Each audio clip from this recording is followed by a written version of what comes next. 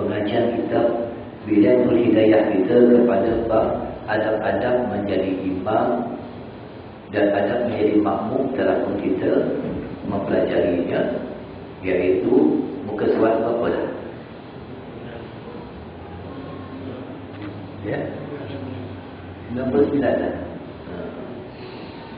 Bab yang seterusnya iaitu tentang bab yang tentang imam-imam, adab-adab bagi mereka yang memimpin solat berjemaah. Dan hendaklah imam meninggikan suara dengan kunut dan para makmum hendaklah mengambilkannya di belakang, dan janganlah mereka mengangkat tangan ketika berkunut. Ini hadis ini agak dhaif, pandangan Imam Ghazali, kerana pendapat yang paling kuat iaitu sunat untuk mengangkat tangan ketika membaca kunut, sebagaimana boleh kita melihat di dalam Maraqi al-Ubudiyah. Yang lebih kuatnya iaitu sunat untuk kita mengangkat tangan pada permohonan kita kerana berdoa kepada Allah Subhanahu wa taala.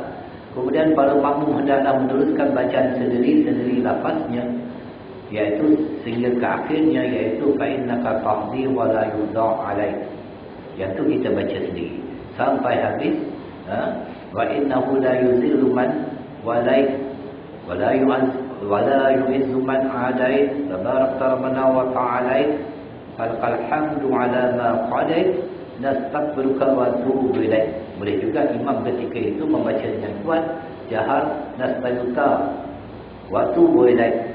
Wa sallallahu ala sayyidina Muhammadin wa ala alihi wa sahbihi wa barik wa salim. Kalau wa barik jatuhnya wa salim, kalau wa baraka wa salam. Itu kena faham tu. Jangan wa barik wa salam lah. Kena faham. Baik. Ke-12, janganlah makmum berdiri sendirian di belakang saf, tetapi hendaklah yang masuk ke dalam saf atau yang menarik seorang makmum. Telah kita bincangkan sebelum ini. Dalam 2 minggu lepas kita dah tunjuk contohnya. Dah tunjuk contohnya. Ke-13, janganlah makmum itu mendahului imamnya pada perbuatan atau menyamainya, kerana makmum dituntut wajib mengikuti imam, bukan menyertai imam. Imam angkat takbir terlebih dahulu, Allahu Akbar, baru makmum. Imam rukuk, Allahu Akbar, biar sempurna imam, baru kita pula Allahu Akbar. Imam tidak, Sami Allahu liman hamidah, baru pula kita naik. Imam sujud, Allahu Akbar, baru kita pula. Jangan kita menyertai imam. Kerana kadang-kadang pergerakan imam itu lambat, makmum lebih cepat, dia telah mendahului imam, maka batallah solatnya kerana mendahului perbuatan seorang imam. Bahkan hendaklah dia kemudian daripada imamnya, maka janganlah makmum rukuk sebelum imam sampai kepada had rukuk, dan jangan makmum turun sujud sebelum dahi imam tercecah ke atas lantai. Biar imam sempurna dulu, baru kita turun. Itu kaedah mengikut imam. Baik. Ada pada hari Jumaat, ketahuilah olehmu bahawa hari Jumaat itu hari raya bagi orang Islam, Sayyidul Ayam, penghulu segala hari, yang lebih baik daripada Idul Adha dan Idul Fitri, yaitu hari yang mulia yang telah dikhususkan oleh Allah Subhanahu wa taala kepada umat Nabi Muhammad sallallahu alaihi wasallam. Dan pada hari itu ada satu saat yang mustajab doa, yaitu mustajabnya doa pada hari Jumaat tersebut. Ada satu detik yang mustajabnya doa kalau kita tak ambil peluang pada hari Jumaat, terutamanya lepas daripada asar hampir kepada maghrib itu. Tapi ramai orang yang lalai. Waktu itulah dia pergi taman, waktu itulah dia main badminton, waktu itulah dia sibuk dengan dunianya, duduk kedai makan dan sebagainya, sibuk. Sedangkan waktu itulah waktu mustajabnya doa. Dan untuk kita berselawat banyak-banyak ke atas Nabi SAW, barang siapa berselawat 80 kali akan diampunkan dosanya selama 80 tahun. Allahumma salli ala sayyidina Muhammad abdika wa rasulika nabiyyika wa ala alihi wa sahbihi wa barik wa sallim. Itu selawatnya. Tiada membetuli akan saat itu seseorang yang mukmin dengan doanya kecuali Allah akan memberi apa saja yang minta. Maka bersiaplah kau menghadapi hari Jumaat itu mulai daripada petang hari Khamis lagi. Kerana hari Jumaat itu ditakuti oleh semua makhluk Allah. Kerana akan berlakunya kiamat. Makhluk Allah semua takut. Hari Jumaat gemetar mereka. Bila sampai hari Jumaat takut. Kecuali manusia tak takut. Manusia ni memang jenis tak takut dengan Allah pun. Tak takut dengan Allah. Ucapannya itu menunjukkan dia secara lahiriah saja. Mengatakan dia itu takut kepada Allah. Tetapi sebenarnya tak takut. Macam tadi kan petir. Buat petir tadi. Masya Allah, tabarakallah. Bila kita dengar petir, diajar doa oleh Nabi SAW. Subhanallazi yusabbihu ar-ra'du bihamdihi wa malaikatuhu min khifatihi. Maha suci Allah yang petir bertasbih dan memujinya, memuji Allah. Dan begitu juga para malaikat kerana takut kepada Allah. Petir itu dengan malaikat takut kepada Allah, maka mereka itu bertasbih kepada Allah. Batu ada roh. Batu ada roh. Batu ada roh. Tak ada kan? Pohon kayu ada roh. Tapi semua makhluk Allah di langit dan di bumi semua bertasbih kepada Allah. Manusia ada roh. Tapi kenapa tak bertasbih kepada Allah? Subhanallah, subhanallah, subhanallah. Roh dia mati. Sebelum dia mati, dia dah dimatikan oleh Allah rohnya. Hati mati. Jadi, siapa lebih baik? Batu ke, pohon kayu ke manusia? Lu fikirlah sendiri. Binatang bertasbih, binatang bertasbih. Binatang bertasbih, ayam bertasbih. Subuhun kudus rabbuna wa rabbul malaikatu. Pagi-pagi ayam bertasbih. Kokokan ayam tu tasbih tu. Ayam bertasbih, semut bertasbih, semua binatang bertasbih. Manusia bertasbih. Assalamualaikum warahmatullahi wabarakatuh. Cabut. Tak ada lagi baca subhanallah, subhanallah, subhanallah. Jadi siapa lebih baik? Ayam ke manusia? Ayam bangun kadang-kadang lebih dahulu pada manusia. Ayam, maka dalam kitab Hidayatus Salikin, jangan kamu manusia tu lebih hina daripada ayam lagi. Itu sampai di dalam Al-Quran Allah Subhanahu Wa Taala sebut tu. Tinggal lagi manusia ni dia tidak mentadabbur Al-Quran, dia tidak memahami kandungan teguran Allah Subhanahu Wa Taala tu, akhirnya tak adalah rasa dalam hati dia apa-apa. Tak ada rasa dalam hati apa-apa. Banyak Allah Subhanahu Wa Taala tegur di dalam Al-Quran. Di dalam surah Al-A'raf, Allah SWT menyebutkan walaqad zara'na li jahannama katsiran minal jinni wal ins. Dan sesungguhnya kata Allah, kami jadikan untuk neraka Jahannam banyak daripada jin dan manusia. Ada Allah sebut binatang masuk? Tak ada. Jin dan manusia. Kenapa disediakan?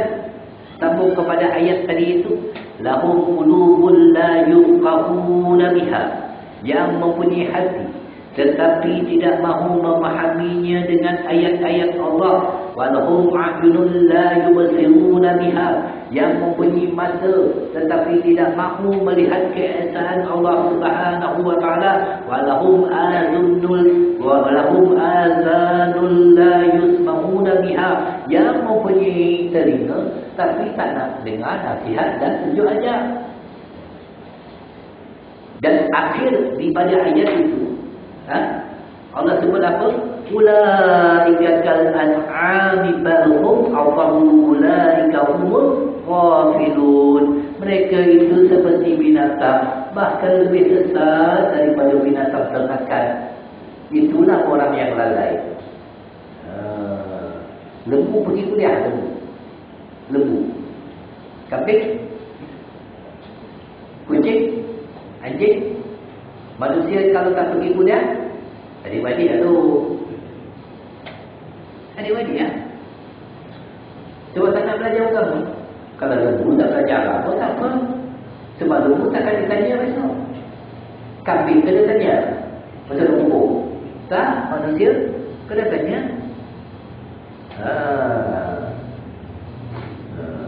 Itulah Allah turunkan rahmat untuk kita hujan. Alhamdulillah.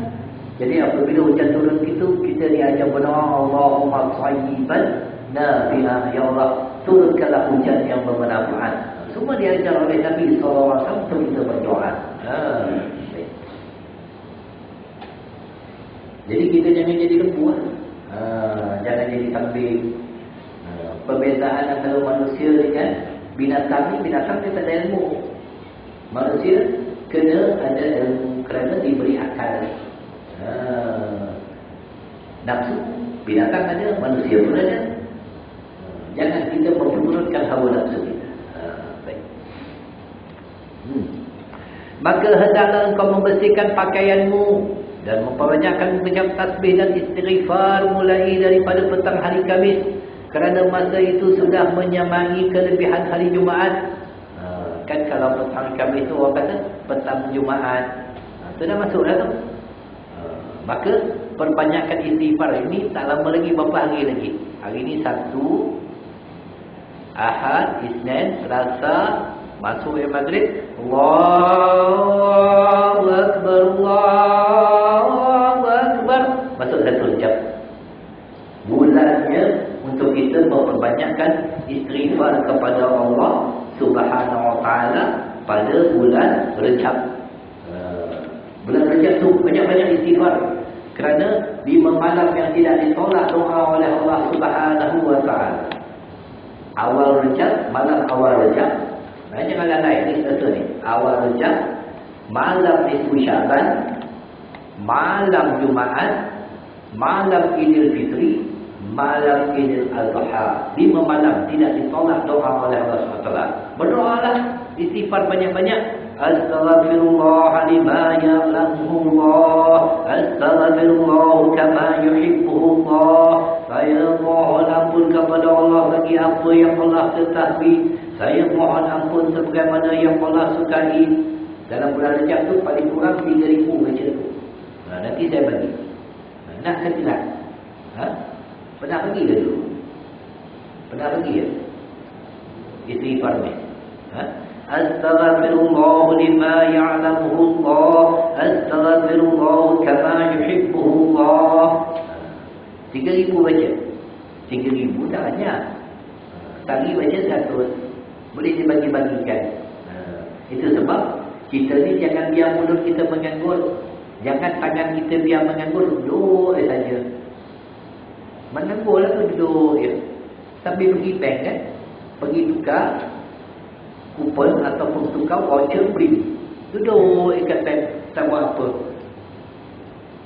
Juga kalau mulut Astagfirullah. Jangan biar dia menganggur. Kita kalau duduk rumah je, Haji, saya tanya, duduk di rumah tak buat apa je? Ataupun muslimat lah, duduk rumah lah, duduk yang menyapu, tidak masak, tidak lipat kain, tidak berkemas, tidak, duduk ya. Itu kira menganggur lah tu. Agak-agak pening tak? Sakit tak? Sakit tak? Boleh sakit tak? Duduk saja, tak buat apa. Sakit. Maka jangan kita sakitkan anggota-anggota kita tu sampai kaku dia. Gerakkan. Itu sebab ada luar surat tangan untuk kita beristighfar kalau kita tak ada tasbih. Untuk kita berselawat. Mulut kita diciptakan oleh Allah Subhanahu wa taala untuk sentiasa memuji kepada Allah. Bukannya mulut untuk bercakap saja dah. Tapi untuk kita menyebut nama Allah Subhanahu wa taala sebanyak-banyaknya. Memuji kepada Nabi SAW sebanyak-banyaknya. Baca juga istighfar kabir. Allahumma rabbi la ilaha illa anta khalaqtani wa ana 'abduka wa ana 'alika wa astaghfiruka bika min syarri ma sana'tu wa qulika min at-taqala wa atubu bi dhanbi faghfir li fa innahu la yaghfiru dhunuba illa anta. Saya kata dulu pernah begini. Tak mana sedikit-sedikit kertas ada Allah Azza. Pernah pergi. Kemudiannya berdoa kepada Allah, Allahumma firli warhamni wa tub alayya, Allahumma firli warhamni wa tub alayna, Dikatakan barang siapa membaca di dalam bulan Rajab itu, ya Allah ampunilah dosaku, rahmatilah aku, serta terimalah taubatku pada waktu pagi 70 kali, petang 70 kali, maka dia tidak akan disentuh oleh api neraka. Kita takut api neraka. Neraka ada berapa pintu? Ada berapa neraka? 7. Syurga? Syurga ada berapa? Syurga 8 bang. Neraka 7. Syurga 8. Cuba tengok abjad ataupun huruf ataupun nombor Arab. Bila 7 macam ni. Ini 7 ni. 8 macam ni. 7 tu pintu neraka terbuka, ramai orang masuk. 8 tertutup pintu syurga, payah orang nak masuk. Tak ramai orang masuk. Tu dia. Tu ada hikmah tu nombor tu. Bukan saja-saja tu. Dah faham? 7 macam ni. Dia bukan bis, bukan 2. Cuba buka. Bukalah Al-Quran ke buka. Ni tengok nombor 7 macam mana nombor 7. Macam ni nombor 7. Jadi terbuka pintu neraka. Hendaklah kita tutup dengan membaca Allahumma jini minan nar 7 kali. Biar dia tertutup. Jangan biar dia buka. Syurga pula tertutup. 8 pintu syurga tertutup macam ni. Maka hendaklah kita buka. Apa cara buka ni? Beramal soleh lah. Biar terbuka pintu syurga tu. Mengajilah, baru dapat. Kerana barang siapa yang menjalani satu ilmu untuk menuntut ilmu, maka dimudahkan baginya perjalanan ke dalam syurga. Itu satu jalan daripada jalan-jalan syurga, menuntut ilmu. Tapi masa nak belajar ilmu, dia nak beramal pun tak. Beramal sampai 60 tahun pun satu Allah tak terima. Allahu Rabbi, macam mana? Rugilah kita. Baik. Dan berniatlah engkau untuk berpuasa pada hari Jumaat, tetapi hendaklah puasa itu engkau sertakan dengan puasa hari Khamis atau puasa hari Sabtu, kerana makruh kalau kita puasa satu hari pada hari Jumaat saja. Kerana ada larangan bagi mengkhususkan berpuasa pada hari Jumaat saja. Tak boleh puasa satu hari pada hari Jumaat saja. Kalau nak puasa Khamis dengan Jumaat. Kalau Khamis saja boleh. Sabtu samakan dengan Jumaat. Sehari sebelum ataupun sehari selepas tu. Digabungkan. Tak boleh ambil yang tunggal saja hari Jumaat. Makruh hukum. Apabila engkau berada di pagi hari Jumaat, maka hendaklah engkau mandi. Kerana mandi Jumaat itu adalah satu kepastian hukumnya sunat muakkad, mandi. Membersihkan diri hari raya. Nak berwangi-wangi menghadap Allah SWT. Macam mana kita di Padang Arafah. Itu perhimpunan terbesar umat Islam dan perhimpunan mingguan umat Islam dalam pada hari Jumaat macam semalam. Atas setiap orang yang balik, iaitu orang yang diwajibkan sembahyang Jumaat, dan bersungguh-sungguhlah engkau di dalam mensucikan badanmu dengan mencukur bulu ari-ari, misalnya, dan mengandam misai, misalnya. Trimlah misai yang tebal tu, trim cantik-cantik. Bulu ketiak dah sampai 5 cm. Buanglah. Jangan dibiarkan. Yang hak bawah tu pun cukup. Tak boleh lebih pada 40 lagi. Jangan biarkan. Bergaya syaitan. Itu yang buat maksiat dia tu. Sebab tak dicukup. Bulu ketiak cukup. Cabutkan. Cabut. Gunting. Tak boleh ambil lighter bakar. Ini sampai 5 cm. Tengok. Motor betul. Bila dia rukuk tu bau peluh ketiak. Allah Akbar. Orang kita ni motor pada Allah. Tak maaf saya cakap lah. Kadang-kadang saya punya maaf dia. Allah. Bau ketiak ada. Bila dia baca Bismillah, Allah. Nafas terasa tinggi waktu subuh pun ada. Musuh. Menghadap Allah macam tu. Menghadap Allah kena wangi-wangi. Menghadap Allah Bukannya menghadap Tuhan, dia menghadap Allah. Dan memotong kuku dipotong. Caranya cara bersilang. Mulakan daripada yang kanan. Yang ini, kemudian yang ini. Nanti yang sini pula. Sini. Itu sunat. Cara bersilang. Mulakan daripada yang kanan. Adalah tentang potong kuku itu. Jangan dibiarkan. Itu semua ada ganjaran sunat di sisi Allah SWT hari Jumaat. Sunatnya itu. Sunat Nabi. Dan menggunakan sugi kayu miswak dan segala cara-cara bersuci. Kerana menggunakan kayu sugi. Ni, sugi ni.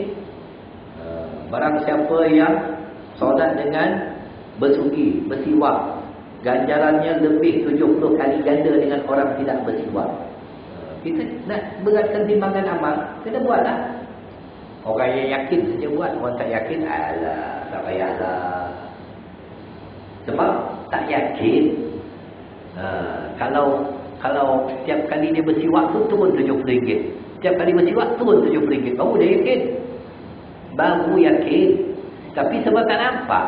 Bila tak nampak, keyakinan tak ada. Maka itu ditinggalkan. Macam orang kerja lah. Sebab dah dijanjikan cukup bulan ada gaji. Keluar pula statement. Baru dia yakin. Tapi ganjaran untuk akhirat, khalidina fiha abada, yang kekal abadi. Tak yakin. Ramai tak yakin. Kemudian ambillah perhiasanmu dengan pakaian yang putih di Jumaat. Banyak kali saya sebut ni. Albasu min thiyabukumul bayana fa innaha azharu wa adbayu wa qaffinu fiha mautakum. Pakailah oleh kalian daripada pakaian-pakaian yang berwarna putih. Jumaat ni. Kerana sesungguhnya pakaian berwarna putih itu adalah pakaian yang paling suci dan yang paling terbaik. Dan kafanilah orang yang meninggal dengannya. Iaitu orang yang mati ada tak pakai warna selain warna putih? Ada tak? Dia orang PAS pakai hijau. Dia orang UMNO pakai biru. Dia orang Parti Amanah pakai pink. Dia orang keadilan pakai biru laut. Ada? Tak ada. Semua pakai putih. Orang mati tahu hidupkan sunnah. Orang hidup mematikan sunnah. Tak hidupkan sunnah. Ramai saya tengok tak pakai baju putih di Jumaat. Termasuk tuan-tuan imam. Hitam lah, coklat lah. Sedangkan Nabi tekankan kepada itu dapat ganjaran pahala sunat. Kerana menghidupkan sunnah Nabi SAW. Imam-imam pun apa juga tak pakai. Tapi kalau orang-orang pergi perhimpunan Art UU 355, semua pakai purple. Pergi perhimpunan bersih, semua pakai kuning. Datang pula Datuk Jamal yang nak lawan perhimpunan bersih, semua pakai merah, semua pakai merah. Buatlah pula kenduri kahwin. Satu keluarga tu, tema kita warna pink. Semua kena pakai. Mak pakai pink, ayah pakai pink, anak pakai pink, semua. Ada seorang lah daripada anak dia tu degil. Dia tak nak pakai pink, dia pakai hitam. Marah dia orang. Kualitas sporting betul lah. Pakailah pink, marah pula dia. Sedangkan Nabi suruh pakai putih, seorang pun tak nak peduli. Tak peduli kita. Langsung kita tak ambil pol lah. Apa yang Rasulullah SAW pesan kepada kita. Akhir zaman ini memang banyak sunat-sunat Nabi SAW dimatikan, dikuburkan begitu saja. Sedangkan kita nakkan syafaat daripada Rasulullah SAW. Tapi kita mengatakan kita cinta kepada Nabi, tapi sebenarnya dusta. Dusta saja. Kerana kita mematikan apa saja yang Nabi ajar kepada kita. Kita tak seronok. Tak seronok. Itu sebab Allah SWT menyebutkan waktu bi'a ala qulubihim fahum la yafqahun. Dan dengan sebab itu hati mereka telah dimeteraikan, dipatri oleh Allah atasnya, sehingga mereka tidak dapat memahami sesuatu. Tak faham dia. Macam orang kata jangan berniaga dekat bahu jalan. Dia berniaga juga. Ada kira. Macam itulah. Macam kita juga tak nak. Itu sebab kebanyakan itu mati dalam keadaan su'ul khatimah kerana lemahnya iman. Sebahagian besarnya disebabkan pergaulan, bercampur dengan orang muka-muka, suka sembang, dan juga mati dalam keadaan su'ul khatimah sebab hubud dunia, lebih kepada dunia daripada akhirat. Tak ada masa langsung untuk memikirkan tentang dirinya, untuk menyelamatkan dirinya di akhirat, dan untuk dia mencintai Allah SWT. Walaupun dia mengaku Allah menciptakannya, itu hanyalah pengakuan lahiriah saja, ucapan saja. Sedangkan nafsunya dan hatinya semakin keras. Kita jangan biarkan hati kita keras. Bila hati keras, payah kita nak terima kebenaran. Kebenaran yang sampai, bacalah Quran, terjemahnya, tafsirnya, bacalah hadis. Keras hati. Sebab tak duduk dalam majlis ilmu. Di antara nak melembutkan hati, duduk dalam majlis ilmu dengan nasihat. Dengan nasihat, baca Quran, berzikir, lembut hati itu. Semua orang tahu kullu nafsin za'iqatul maut thumma ilaina turja'un. Setiap yang menyawa itu pasti akan mati, kemudian hanya kepada kami kamu akan dikembalikan. Semua orang tahu, di hadapan mata dia pun dah tengok orang mati dah. Tapi dia tak pernah mempersiapkan dirinya untuk menghadapi kematian dengan amal-amal soleh yang telah diajarkan oleh Nabi SAW. Nanti kita baca sedikit tentang kitab Minhajul Abidin. Tengok apa kata Rasulullah. Baik.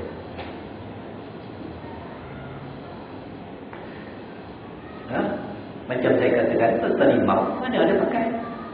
Patut dia lah yang patutnya menjadi contoh tauladan, ikutan bagi orang ramai. Dia juga kena ingatkan kepada orang ramai untuk menghidupkan sunnah Nabi SAW pada hari Jumaat. Tapi dia sendiri tak pakai. Wirid-wirid tinggal, bacaan pun ditangka. Hari Jumaat kan? Seringkali Nabi SAW membaca Sabbih isma rabbika wa'ala dan juga Hal ataka hadithul ghashiyah. Subuh Jumaat Nabi membaca Alif Lam Mim Tanzil, Bismillahirrahmanirrahim, Alif Lam Mim Tanzilul kitab la raiba fihi min rabbil alamin am yaquluna iftara bal huwa al-haqqu min rabbika litunzira qauman ma atahum min nadhirin min qablika la'allahum yahtadun. Allahu alladhi khalaqa as-samawati wal arda wa ma bainahuma fi sittati ayyamin thumma istawa 'ala al-'arsy, dan seterusnya. Rakaat kedua Nabi membaca Al-Insan, Bismillahirrahmanirrahim, Hal ata 'alal insani hinun minad dahri lam yakun syai'an madhkura, inna khalaqnal insana fi ahsani taqwim. Sudah sekali itu. Itu dua surah Nabi baca subuh Jumaat. Hari ini tak ada dah. Imam sebab ikut hawa nafsu, dia kata benda tu sunat je. Akhirnya baca surah Al-Baqarah dalam 5-6 ayat potong-potong, ataupun Ali Imran ataupun An-Nisa, ambil yang tembuk-tembuk saja. Tak dibaca lagi surah-surah yang telah diajar oleh Nabi SAW. Imam pada hari ini banyak. Sebab apa?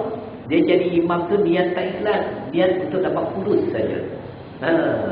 Ramai. Itu sebab bila bertugas datang, tak bertugas tak datang. Sebab kurus.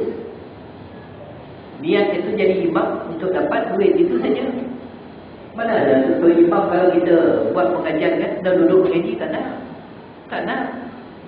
Tuan imam. Orang buat pengajian, mana dia nak duduk? Adalah yang nak duduk.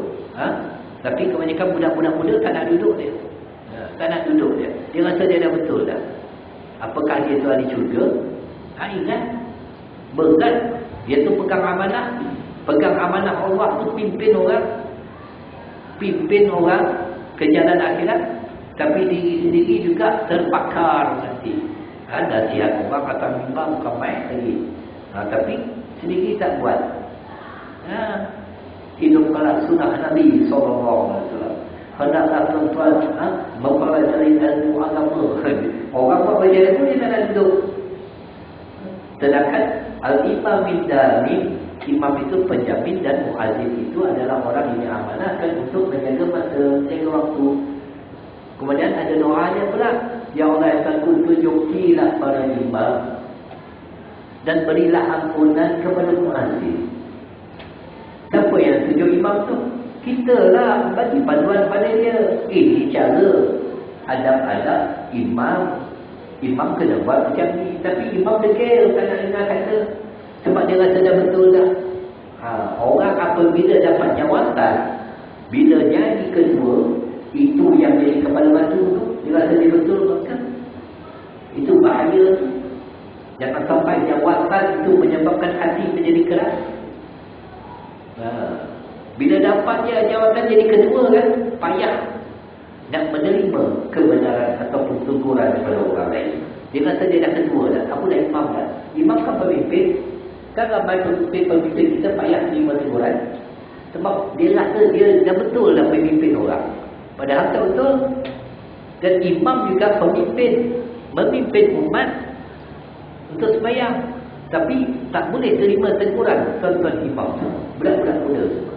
Kebanyakan macam tu. Sebab dia rasa dia dah ketua dah, dah pandai dah.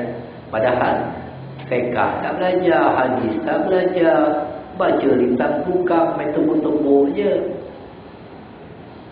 Ambil tembuk surah ni, lepas tu rakaat kedua baca surah lazim. Mana nak kena? Sedangkan Imam Nawawi rahimahullah ta'ala mengatakan membaca surah yang lengkap walaupun pendek itu lebih afdal daripada membaca sebahagian ayat. Kerana kadang-kadang dia wakaf tak kena. Wakaf tak kena. Cerita tergantung. Sambungannya bila? Tahun depan. Dia takat hafal saja. Tak mentadabur, tak memahami ayat.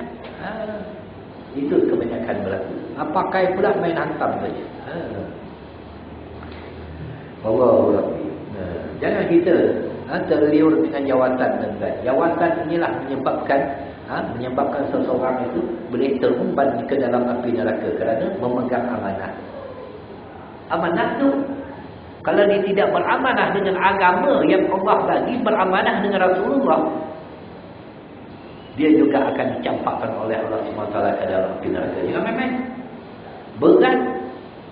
Itu sebab orang-orang alim takut dia jadi imam ni tuan. Takut dia.